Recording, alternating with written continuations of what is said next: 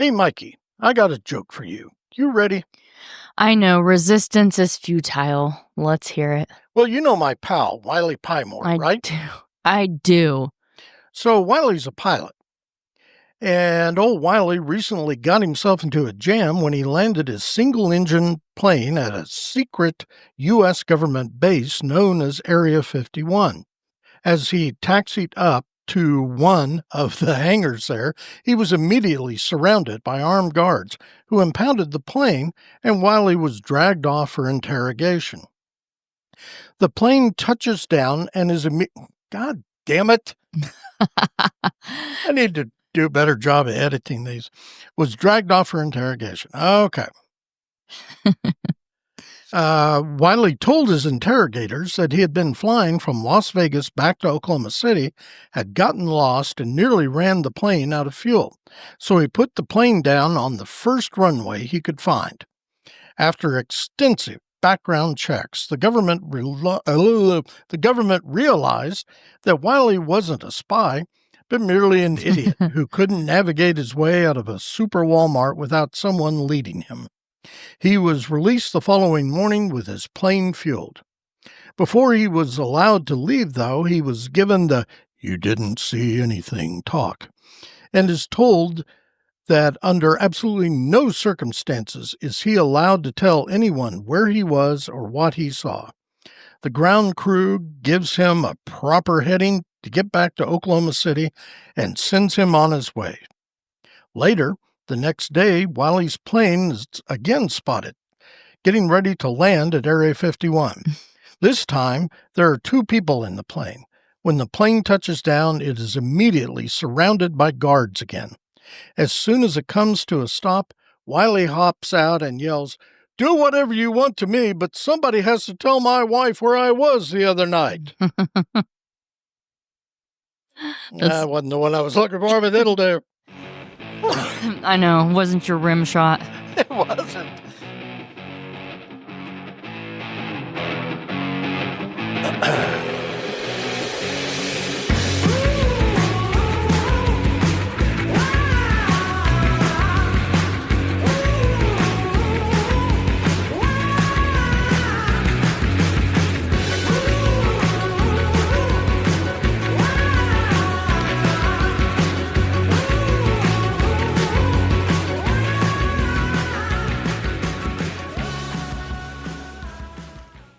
Hey everybody, I'm Robin Hohweiler, or Mr. Robin, though you might mistake me as Bradley Cooper doppelganger. Bruce Willis. Depending on the life.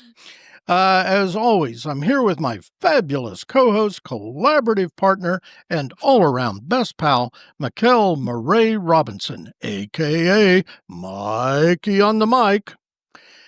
You know, folks, I'm beyond ecstatic that my forever partner in mayhem, Mikey, is gracing us with her presence here today to record this podcast. You see, she had quite the escapade at the Mitchell Lakeside Cinema 6 Theater this past Friday night. Arrested, you ask? Oh, yes. You know her well. It came after her epic performance during a showing of Jurassic World Rebirth, where she outshouted the dinosaurs themselves, sending popcorn soaring through the air. Did I tell you I wanted to go watch that movie? No. And because I've been trying to get Brett to go with me there, but then the times I've had a chance, I haven't. I'm like, oh. So really, this is kind of weird because this could have really happened, except... Well, and it's going to get weirder. This isn't real. Sending popcorn soaring through the air and reducing small children to puddles of tears and urine-soaked pants. Eyewitnesses reported that Mikey treated every dinosaur debut in the film like it was a breaking severe weather alert, though without David Payne assuring everyone they were going to die. One particularly rattled viewer recounted, "She kept hollering, 'Not today, Satan!' and commenced launching milk duds at the screen like she was auditioning for an Olympic sport. The cops showed up after her seventh... It would be hot tamales, just saying. Yeah, I should have put that in there. Okay. The cops showed up after her seventh primal scream, liking it to a goat experiencing labor pains.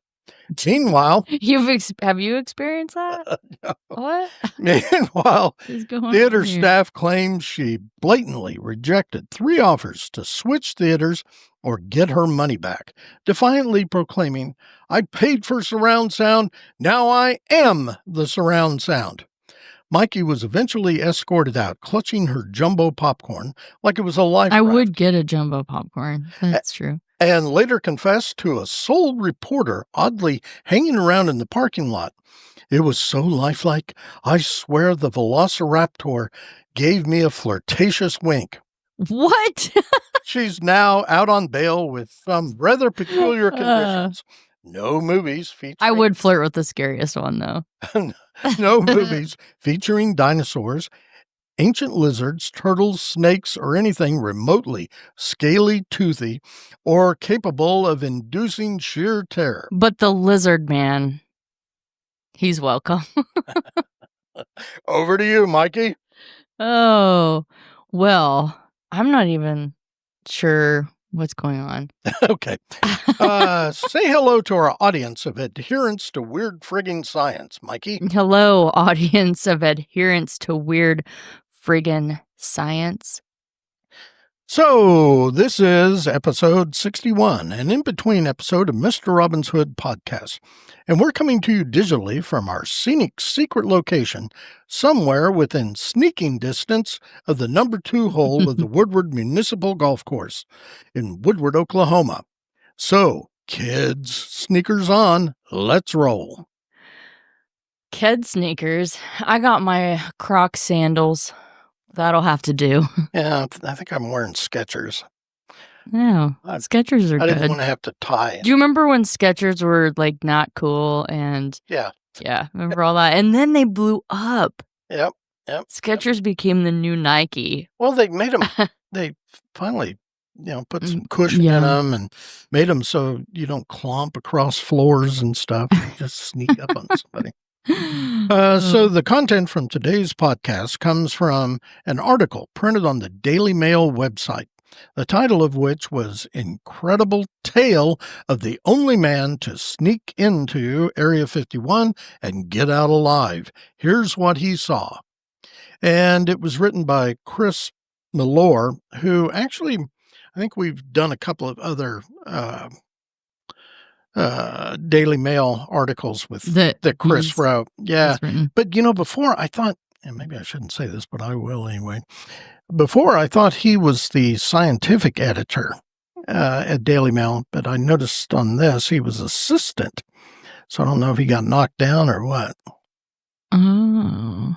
Chris, if you're listening, give us a call. Yeah. We'll let you air your grievances. Shoot us an email about all of your troubles. So the story talked about I'm having a really tough time here today. He is. So it's thick in here today. So the story talked about a California anthropologist by the name of Jerry Freeman, who in 1996 was supposed to try following the trail of 1849 pioneers headed west in search of gold.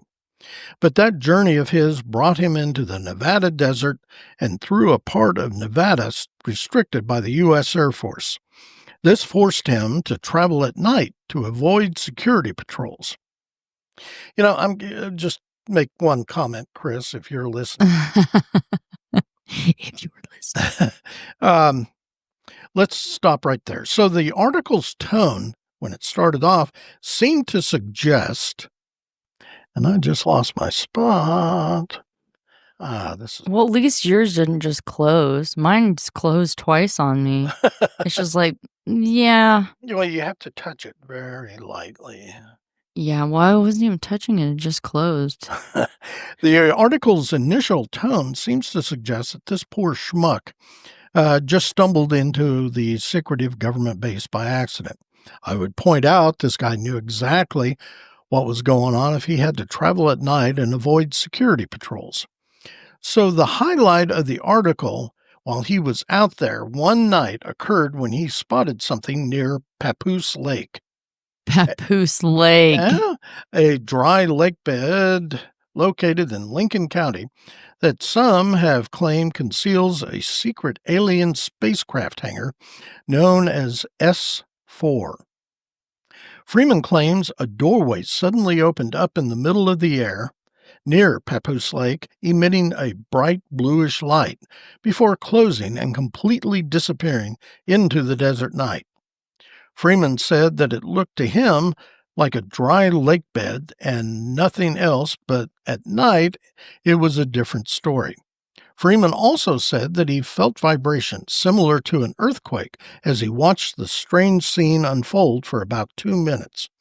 Freeman went on to say that he believes it's something they were testing, possibly directly underground. The trail that he was following was that of pioneers who veered off the historic Spanish Trail, which conveyed miners out west through Colorado, Utah, and Nevada. So this guy just set out on this little mission, so to speak, now, and keep in mind, because he's an anthropologist. Okay. But he's in Death Valley, and he's near as I There's can a tell, Death Valley here. Yeah, there is out at the farm, but this one over by Laverne. Oh, there's another one. Yeah, there was actually a community over there called that. No kidding. Yes, I had no idea. There's a sign still. Welcome to Death Valley. We used to hang out there when I was a kid. When we could drive, Anyhow. So anyway, this guy is making his way across the desert, across Death Valley. And he was out there for a week. I did pick that up. But I can't believe that he was able to do that without help.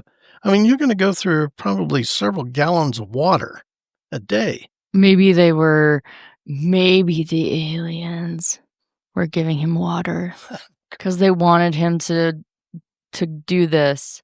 This is a mission that the aliens set forth for the anthropologist. So anyway, I don't know. I'm sure they were dropping off stuff or something. Somebody had to. So these 49ers were... Well, what were the 49ers doing? Nobody was bringing them stuff, Well, but they were in wagons, so they could probably tote a lot more. No, that's true. The 49ers were believed to have broken off from the trail in Utah and tried to make it to California quicker by cutting through the Nevada desert. Unfortunately, they never made it, and the area would eventually gain its infamous name, Death Valley. All that is left of the lost explorers were their journals, revealing that they had left behind 7 inscriptions along the desert, marking their journey during the gold rush in 1849. Unfortunately for Freeman, the journals revealed that some of these historic markers were sitting within the boundary markers of the government's Nevada test site, where the secretive Area 51 is located. Freeman actually received encouragement. This kills me. Received encouragement from the National Park Service and the Bureau of Land Management to go find those lost pieces of history. The Air Force, of course, flatly denied him access to the area, leading the adventurer to make the journey at night without permission. That's just freaking stupid. Well, I think it's fantastic, actually. Carry on. This is getting interesting. So I want to go to Area 51. I'm intrigued by that. Well, you can get up in the mountains and kind of look down on it. But I'm going to have to trek through Death Valley at night. Bring me shit. Okay. We could rig drones to come out and drop bottles of water on you and stuff. Yeah. That's a great idea. The hangar, known as S4, came to light when a former government physicist who worked there publicly stated that they had been reverse engineering alien spacecraft and extraterrestrial technologies, and that work had begun in 1989. When I was born. Dun, dun, dun, dun, dun. See? I'm telling you. The Getting weirder and weirder. The U.S. government would not officially acknowledge the existence of S4 or even Area 51 until 2013, which by then the locations had become a cultural phenomenon in the 1990s. To this day, the government doesn't officially acknowledge Area 51 except as Groom Lake Test Range. What? Yeah. That's what they call it? Yeah. Is that its code name? Groom Lake Test Range? Like, Well, that's not suspicious. It sits on the Groom Lake Drive. Okay. Yeah. The base sits in a roughly, and this surprised me, 60 square mile tract that encompasses most of Groom Dry Lake and is believed to lie close to the northeast edge of a mountain which stands between Groom and Papoose Dry Lakes. Supposedly, 2025 is the year that an executive order signed by then President Bill Clinton to automatically declassify government secrets. President Trump has publicly stated that his administration would be reviewing and releasing documents tied to several national mysteries over the next year. And I guess, they're starting to kick the JFK and RFK assassination notes out. So, although there didn't appear to be anything in them. So, go figure. There's nothing there to be seen. Move on. Jerry Freeman. He died 2001 from a number of health-related issues. You can find more information, including videos, posted to YouTube by searching for Jerry Freeman, anthropologist. Oh, I should have done that before. I'm going to do it after. Yeah, there's actually some pretty cool stuff. Did you watch some? I kind of breezed through them. I have short attention span. Well, welcome to the club. Unless I get obsessed with something like when I got obsessed with orcas. Yeah, right. That time. Yeah. That's one that comes back to me. I'll get obsessed with bands and then I'll just study them and people. I'll just look them up on the internet and read all about them and stalk them on the internet and stuff. Well, I'll do that for hours. It's funny you should mention that because we have 2 more episodes to go this afternoon. That may actually tie in on one of them. Interesting. Well, Area 51. So what do you think? I think that's where I'm going to go next on vacation. All right, I'm headed to Area 51. So maybe see you later. I don't know. We hope you folks conveniently listening at home or in your car enjoyed that. If you have any questions, either for Mikey or myself about today's episode or any other darn thing, you can email us at mrrobin@mrrobinshood.com or Mikey@mrrobinshood.com. Also, you can find us on Facebook at Mr. Robin's Hood Podcast. As always, you can also reach out to Mikey or me via Podophone at 580-827-0472. I want to make up a jingle for that. 847 or 827-0472. That's good. You just stole my thunder. What the heck? You're welcome. Steal your thunder. Yeah, I will always steal it. Fine. That was good, though. I'll give you that. Maybe you just want to get something off your chest or you're feeling some butt pain because of something we said during a podcast. Give us a call. Unless, of course, you're an angry theater goer who's cinematic who sat through me being a wild person was disrupted by Mikey, in which case you'll definitely want to contact Mikey directly. You can leave a voicemail, text us if you have a question, concern, complaint, compliment, suggestion, whatever. Just don't be a dick about it. In the meantime, tell all your friends to listen to this podcast as though their lives depend upon it. As always, you can stream or download episodes of Mr. Robin's Hood Podcast wherever you usually find that sort of nonsense. We're on, no, we're not. We're no longer on Spotify. They kicked us off. They kicked us off because we went to video podcasting. So, Spotify. Take that. iHeartRadio, Amazon Music, the Podbean app, Apple Podcasts, Player FM, Listen Notes, and Podchaser. You can also dream. You can also dream them directly. Yeah, stream them directly from our podcast website at mrrobinshoodpodcast.podbean.com for free. So we'll close now by reminding everyone, as we always do, to stay hungry, stay foolish, and most importantly, stay weird. You morbid body part freaks. Yeah, that was. I think you forgot. I think you forgot to take that out. Hey, that was last I'm time. having a tough time. Yes, he is.